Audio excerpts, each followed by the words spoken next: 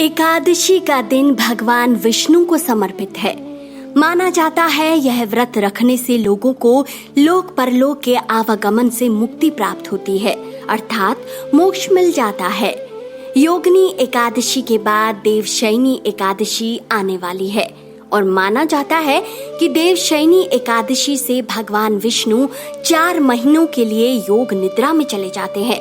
इसके बाद कोई भी शुभ कार्य नहीं किया जाता, इसलिए योगिनी एकादशी को बहुत महत्वपूर्ण माना गया है। आपको बता दें कि निर्जला एकादशी और देवशयनी एकादशी के बीच योगिनी एकादशी आती है और ये आषाढ़ महीने के कृष्ण पक्ष में पड़ने वाली एकादशी तिथि को आती है। इस साल यह व्रत 24 जून को मनाया जाएगा और 24 जून को शुक्रवार भी है, इसलिए यह व्रत अति विशेष है। इस व्रत को रखने वाले लोगों के बारे में भगवान कृष्ण स्वयं कहते हैं कि इससे उन्हें हजारों ब्राह्मणों को भोजन कराने जितना पुण्य प्राप्त होगा। इसलिए आषाढ़ मास के कृष्ण पक्ष की एकादशी का महत्व कई गुना ज्यादा है।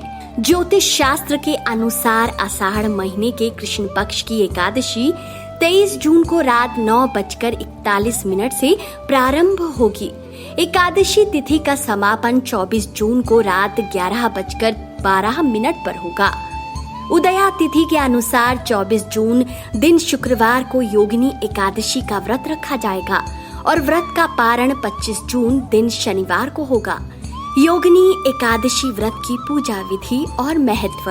प्रातः काल स्नान आदि से निवृत्त होकर विष्णु और माता लक्ष्मी को पीले आसन पर बिठाएं और पुष्प माला अर्पित करें और भगवान विष्णु से प्रार्थना करें कि वह आपके अंदर सकारात्मक ऊर्जा का संचार करे और आपका घर धन भंडार से भरा रहे। अब सुनिए एकादशी व्रत कथा। जानिए क्यों जरूरी है योगिनी एकादशी। स्वर्ग धाम की अलकापुरी नाम की नगरी में कुबेर नाम का एक राजा रहता था जो हर दिन शिव की पूजा करता था। एक माली पूजन के लिए उसके यहाँ फूल लाया करता था। उस माली की विशालाक्षी नाम की सुंदर स्त्री थी। एक दिन वह पूजा के लिए पुष्प तो ले आया, लेकिन कामासक्त होने के कारण वह अपनी स्त्री से रमण करने लगा। इधर राजा उसकी प्रतीक्षा करता रहा। अंत में राजा ने सेवकों को आज्ञा दी कि जाकर माली के न आने का कारण पता करो। सेवकों ने पता किया तो कहा, महाराज वह पापी अति कामी है, अपनी स्त्री के साथ हास्य विनोद करने में लगा है। यह सुनकर राजा क्रोधित हो गया और माली को शाप दे दिया। कहा, अरे पापी, नीच, कामी, तूने मेरे परम पूजनीय भगवान का अनादर किया है, इसलिए जा, तू स्त्री का वियोग सहेगा और मृत्यु लोक में जाकर कोढ़ी होगा। राजा के शाप से माली उसी क्षण पृथ्वी पर गिरा। उसके शरीर में श्वेत कोढ़ हो गया। उसकी स्त्री भी उसी समय अंतर्ध्यान हो गई। मृत्यु लोक में आकर माली ने महान दुख भोगे, किंतु शिव जी की पूजा के प्रभाव से उसको पिछले जन्म की स्मृति रही। एक दिन ऐसे घूमते घूमते वह मार्कंडेय ऋषि के आश्रम में पहुंचा, जो ब्रह्मा से भी अधिक वृद्ध थे और जिनका आश्रम ब्रह्मा की सभा के समान था। माली वहाँ उनके पैरों में पड़ गया। उसे देखकर मार्कंडेय ऋषि बोले, तुमने ऐसा कौन सा पाप किया जिसके प्रभाव से तुम्हारी यह दशा हो गई? माली ने सारा वृतांत कह सुनाया। यह सुनकर ऋषि बोले, तेरे उद्धार के लिए मैं एक व्रत बताता हूँ।